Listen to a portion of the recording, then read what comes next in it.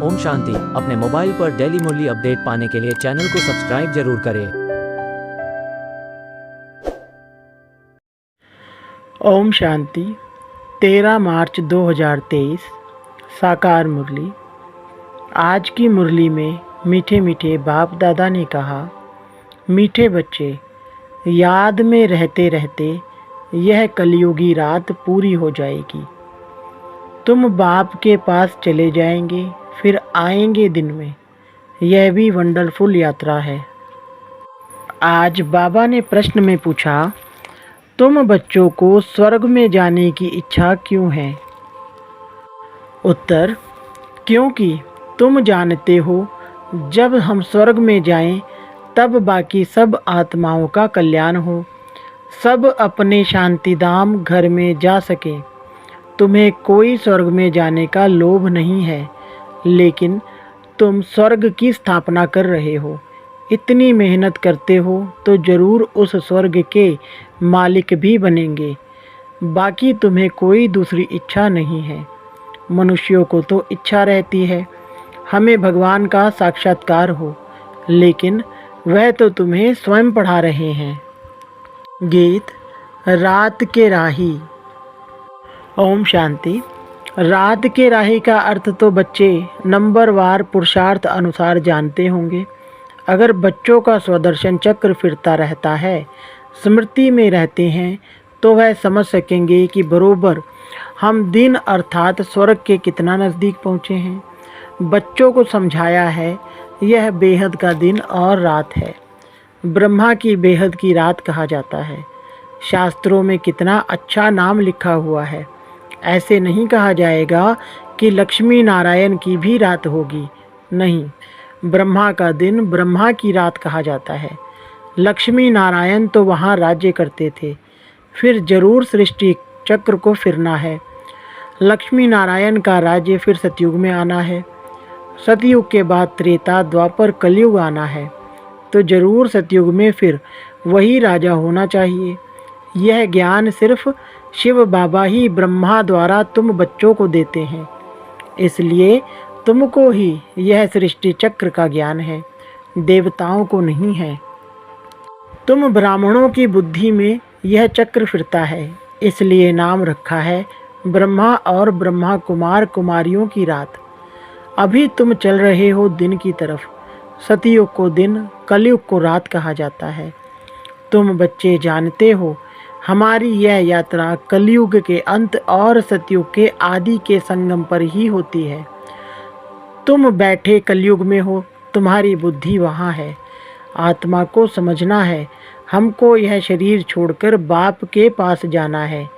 शरीर तो अंत में छोड़ेंगे जब मंजिल पूरी होगी, अर्थात बाप योग सिखाना बंद करेंगे, पढ़ाई का अंत होगा।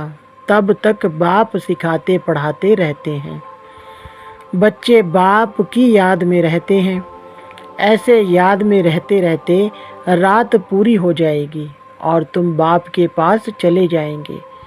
फिर तुम आएंगे दिन में। यह है तुम्हारी वंडरफुल यात्रा।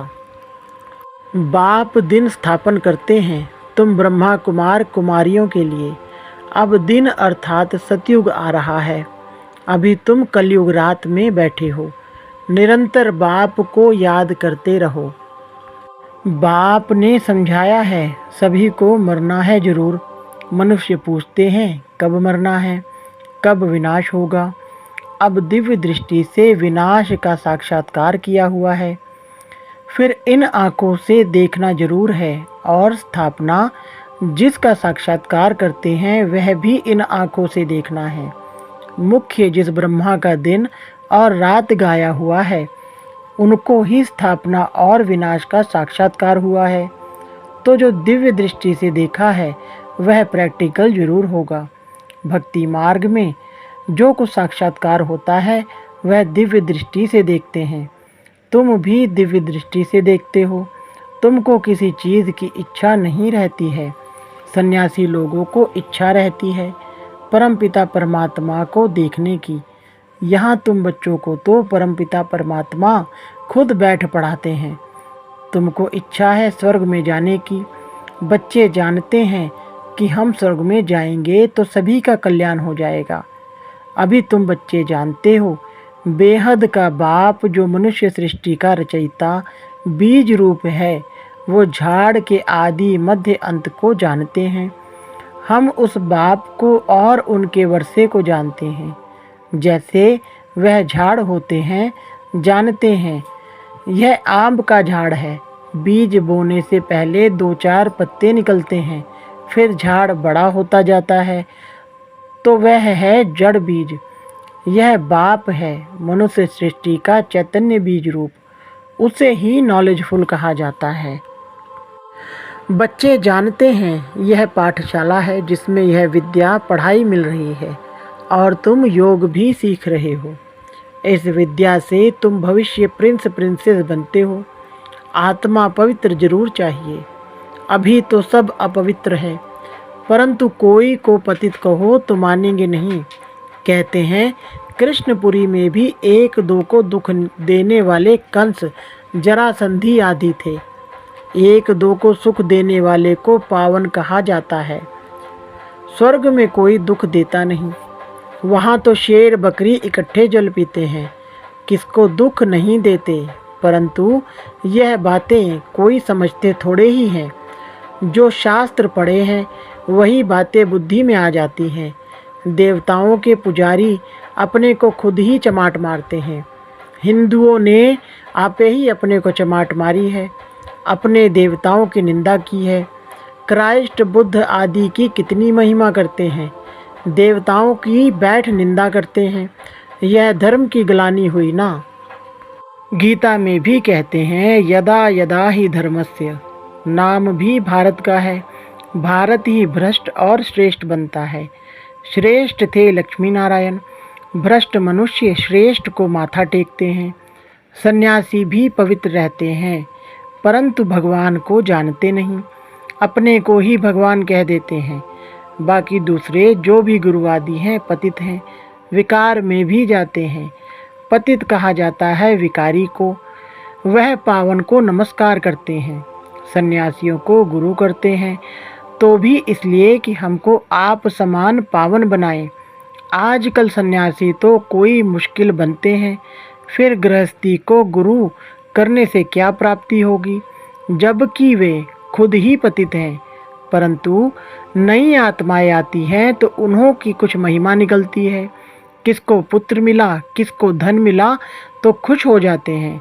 फिर 1-2 को देख सब गुरु करते रहेंगे। वास्तव में गुरु किया जाता है सद्गति के लिए। वह जरूर 5 विकारों का संन्यास किया हुआ पवित्र चाहिए। बाकी गृहस्थी गुरु करने से क्या फ़ायदा।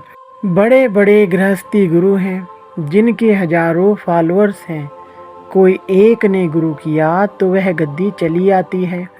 शिष्य लोग उनके पांव धोकर पीते हैं। इसको अंधश्रद्धा कहा जाता है। मनुष्य भलगाते हैं कि हे भगवान अंधों की लाठी तू, परंतु इसका अर्थ भी नहीं समझते। अंधा बुद्धिहीन बनाती है माया। रावण सब पत्थर बुद्धि बन जाते हैं।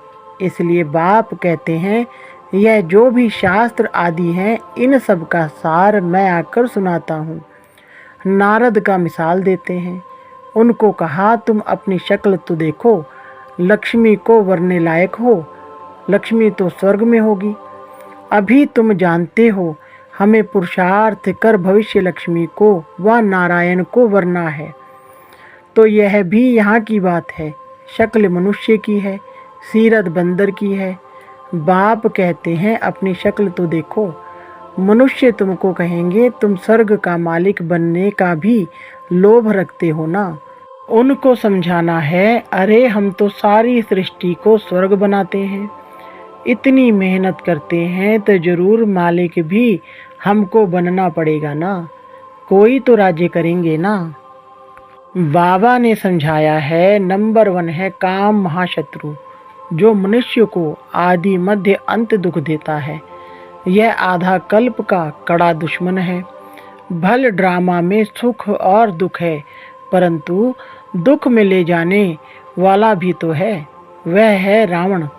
आधा कल्प रावण राज्य चलता है। यह बातें तुम बच्चे ही जानते हो, तुम्हारे में भी नंबरवार हैं। अब देखो, कहते हैं कैलाश पर्वत पर शंकर पार्वती रहते हैं। प्रेसिडेंट आदि भी अमरनाथ कैलाश पर्वत पर जाते हैं, परंतु इतना भी समझते नहीं कि वहाँ शंकर पार्वती कहाँ से आए। क्या पार्वती दुर्गति में थी जो उनको बैठ कथा सुनाई? सूक्ष्म वतन में तो दुर्गति का प्रश्न ही नहीं। कितना दूर दूर जाकर मनुष्य धक्के खाते हैं। यह है भक्ति मार्ग। दुख तो मनुष्यों को पाना ही है। प्राप्ति है अल्पकाल की। वह कौन सी प्राप्ति है? तीर्थों पर जितना समय रहते हैं उतना समय पवित्र रहते हैं। कोई तो शराब बिगर रह नहीं सकते, तो छिपाकर भी शराब की बोतल ले जाते हैं। फिर वह कोई तीर्थ थोड़े ही हुआ, वहाँ भी कितना गंद लगा पड़ा है, बात मत पूछो। विकारी मनुष्यों को विकार भी वहाँ मिलता है। मनुष्यों को ज्ञान नहीं है तो समझते हैं भक्ति अच्छी है, उनसे ही भगवान मिलेगा। आधा कल्प भक्ति के धक्के खाने पड़ते हैं। आधा कल्प के बाद जब भक्ति पूरी होती है तो फिर भगवान आते हैं। बाबा को तरस पड़ता है। ऐसे नहीं कि भक्ति से भगवान को पाते हैं। ऐसा होता तो फिर भगवान को पुकारते क्यों, याद क्यों करते? भगवान कब मिलता है यह समझते नहीं हैं। भक्ति से श्री कृष्ण का साक्षात्कार हुआ तो बस समझते उनको भगवान मिल गया, वैकुंठवासी हुआ। श्री कृष्ण का दर्शन हुआ, बस चला गया कृष्णपुरी, परंतु जाता कोई नहीं। तो भक्ति मार्ग में अंधश्रद्धा बहुत है। तुम बच्चे अभी समझ गए हो। बाप साधारण तन में आते हैं तब तो गाली खाते हैं, नहीं तो भला किस तन में आए। श्री कृष्ण के तन में तो गाली खा ना सके, परंतु श्री कृष्ण पतित दुनिया में पावन बनाने आए। यह हो नहीं सकता। श्री कृष्ण को पतित पावन कहते भी नहीं हैं। मनुष्य यह भी समझते नहीं कि पतित पावन कौन है, कैसे आते हैं, इसलिए कोई को भी विश्वास नहीं बैठता है। शास्त्रों में तो है नहीं कि कैसे ब्रह्मा तन में आते हैं। कहते भी हैं ब्रह्मा मुख द्वारा सूर्यवंशी चंद्रवंशी धर्म की स्थापना होती है। फिर भूल जाते हैं कि कब होती, कैसे होती। प्रजापिता ब्रह्मा तो जरूर यहाँ कल्प के संगम पर होना चाहिए, तब तो ब्राह्मणों की नई सृष्टि रची जाए। मनुष्य बहुत मूंझे हुए हैं, उनको रास्ता बताना है। बाप कितनी भारी सर्विस आकर करते हैं। तुम समझते हो हम 5 विकारों से एकदम बंदर से भी बदतर होते गए हैं। हम सो देवता थे, फिर एकदम क्या बन गए। ऐसों को फिर बाप कितना ऊंच आकर बनाते हैं, तो बाप को कितना लव करना चाहिए। यह बाप सुनाते हैं या दादा सुनाते हैं, यह भी कितने बच्चों को पता नहीं लगता। बाप कहते हैं विचार करो, मैं सदैव रथ पर हाजिर रह सकता हूँ। यह तो हो नहीं सकता। मैं तो आता ही हूँ सर्विस पर। बाबा के पास समाचार आया था। कोई ने पूछा क्या मनुष्य किसको सुख दे सकते हैं, यह मनुष्य के हाथ में है। तो एक ने कहा कि नहीं, ईश्वर ही है जो मनुष्य को सुख दे सकता है, मनुष्य के हाथ में कुछ भी नहीं है। तो कोई बच्चे ने फिर समझाया है कि मनुष्य ही सुख देता है, मनुष्य ही सब कुछ करता है, ईश्वर के हाथ में कुछ नहीं है। अरे तुम थोड़े ही कुछ देते हो, ईश्वर के हाथ में ही तो है ना। समझना चाहिए, श्रीमत पर चलना है। परमपिता की श्रीमत बिगर कोई सुख दे ना सके। अपनी बड़ाई नहीं करनी चाहिए। हम श्रीमत पर सारे सृष्टि को स्वर्ग बनाते हैं, तो देखो कितनी भारी भूल बच्चों की होती है। वह कहते ईश्वर के हाथ में है, बीके कहते कि मनुष्य के हाथ में है, वास्तव में है तो बाप के हाथ में। श्रीमत बिगर कुछ कर नहीं सकते। मनुष्य बिल्कुल बर्थ नॉट ए पेनी बन जाते हैं। बाप कहते हैं रावण मनुष्य को पत्थर बुद्धि बना देते हैं। मैं आकर तुमको पारस बुद्धि बनाता हूँ। महिमा सारी बाप की करनी है। हम श्रीमत पर चल रहे हैं। ईश्वर बिगर मनुष्य को कोई श्रेष्ठ बना नहीं सकता। अच्छा, ब्रह्मा मुख वंशावली, ब्राह्मण कुलभूषण, स्वदर्शन चक्रधारी, मीठे मीठे सिक लिधे बच्चों प्रति मात पिता बाप दादा का याद प्यार और गुड मॉर्निंग। रूहानी बाप की रूहानी बच्चों को नमस्ते। रूहानी बच्चों की रूहानी बाप दादा को नमस्ते जी। धारणा के लिए मुख्य सार। नंबर 1, बाप जो इतनी सर्विस करते हैं, हमें इतना ऊंच देवता बनाते हैं, ऐसे बाप से दिल का सच्चा लव रखना है। देवताओं समान सबको सुख देना है। नंबर 2, एक बाप की सदा महिमा करनी है, अपनी बड़ाई नहीं दिखानी है। आज बाबा ने वरदान दिया, सेवा का पाठ बजाते पाठ से न्यारे और बाप के प्यारे रहने वाले सहज योगी भव। विस्तार। कई बच्चे कहते हैं योग कभी लगता है कभी नहीं लगता। इसका कारण है न्यारेपन की कमी। न्यारे ना होने के कारण प्यार का अनुभव नहीं होता, और जहाँ प्यार नहीं वहाँ याद नहीं। जितना ज़्यादा प्यार उतनी सहज याद। इसलिए संबंध के आधार पर पाठ नहीं बजाओ, सेवा के संबंध से पाठ बजाओ तो न्यारे रहेंगे। कमल पुष्प समान पुरानी दुनिया के वातावरण से न्यारे और बाप के प्यारे बनो तो सहज योगी बन जाएंगे। स्लोगन। ज्ञानी वह है जो कारण शब्द को मर्ज कर हर बात का निवारण कर दे। अच्छा, ओम शांति।